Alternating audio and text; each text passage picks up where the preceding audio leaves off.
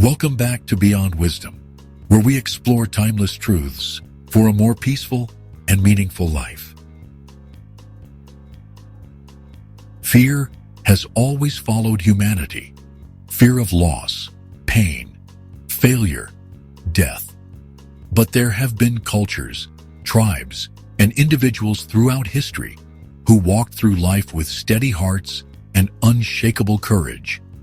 They weren't fearless in the way we often imagine. They simply lived by a set of values so deeply rooted that fear had no power over them. Today, we'll explore those values, not as a checklist, but as a way of living that can help us meet this uncertain world with calm and quiet strength. Value number 1. Duty before self. In ancient Sparta, boys were taken from their homes at the age of 7 to be trained for war, not out of cruelty, but to instill a life of duty. Their lives were not their own. They belonged to something larger, to the city, to the people, to a shared identity. When you live for something beyond yourself, fear begins to loosen its grip. Because your suffering is not just yours, your courage serves others. You endure not for glory, but for the good of those who come after you. Whether it was a Roman soldier, a samurai, or a tribal elder in a remote village, those who placed duty before self developed a quiet dignity. Today, we often chase personal fulfillment, but in the ancient world, fulfillment came from service. Fear loses its power when you know your life has meaning beyond comfort. Value number 2. Harmony with nature. The Stoics taught that nature is not our enemy, but our teacher. To fight the natural course of life, aging, pain, change, even death, only creates more suffering. Marcus Aurelius, a Roman emperor and Stoic philosopher, wrote in his journal that everything that happens is natural and, therefore, not to be feared. Indigenous cultures around the world held the same wisdom. The Maori of New Zealand, for example, lived in tune with the land, the sea, the seasons. They saw themselves not as rulers of nature, but as part of it. In that harmony they found peace. A storm was not punishment. Death was not the end. Nothing was wasted or wrong. It simply belonged to the cycle. When you stop resisting life's rhythms, fear no longer feels like an enemy. It becomes a signpost, a reminder to return to balance. Value number 3. Acceptance of death. One of the most profound truths shared across ancient cultures is the deep acceptance of mortality. In Egypt, tombs were built not just for death, but for eternity. In Japan, the samurai followed the code of Bushidō, which taught that the warrior must meditate on death daily, not morbidly, but to sharpen the soul.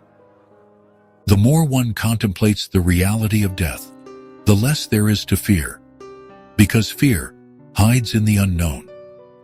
And when you turn toward it, when you accept that this life is fleeting, you begin to live more fully. The Aztecs held festivals, not to grieve the dead, but to celebrate them. The idea wasn't to ignore sorrow, but to walk with it, to understand that death gives shape to life. The modern world tries to hide death behind hospital curtains and polite words. But the ancient world saw it clearly, and in seeing it, found a deeper kind of courage. Value number 4. Community over isolation. In the highlands of Ethiopia, the Oromo people have a saying, "The wisdom of the elder is the wealth of the village." Life was never meant to be faced alone.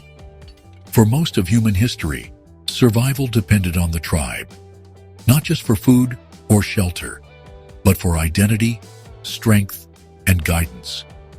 Elders passed down stories. Children were raised by many hands. When one grieved, the whole community gathered. This sense of belonging offered protection, not just from danger, but from fear itself, because fear thrives in isolation. But in the presence of others, it softens. You don't need to carry everything. You are seen. You are held. In ancient China, Confucian teachings emphasized the value of filial piety, respect for one's family, elders, and ancestors. It was a system built on connection.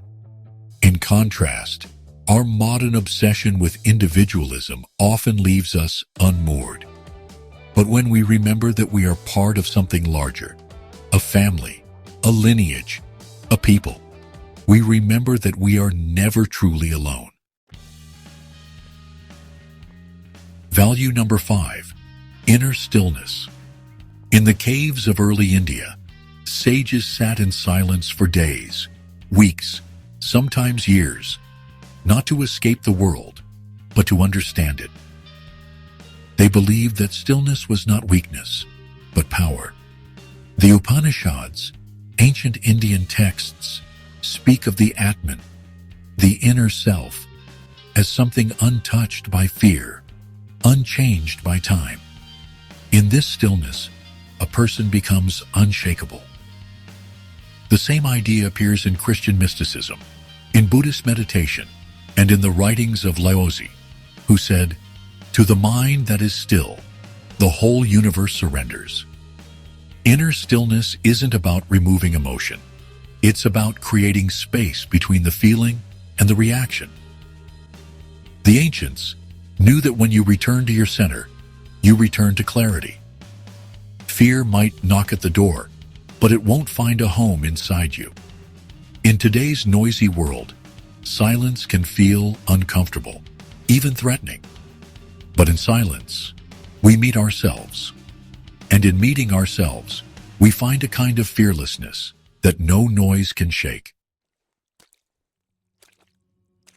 To live without fear is not to deny it, but to live so deeply rooted in values that fear no longer controls us.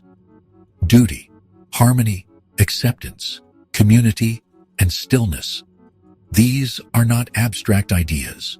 They are ways of being, lived and practiced by those who came before us. Their wisdom wasn't loud, but lasting, and it reminds us that courage isn't a surge of strength.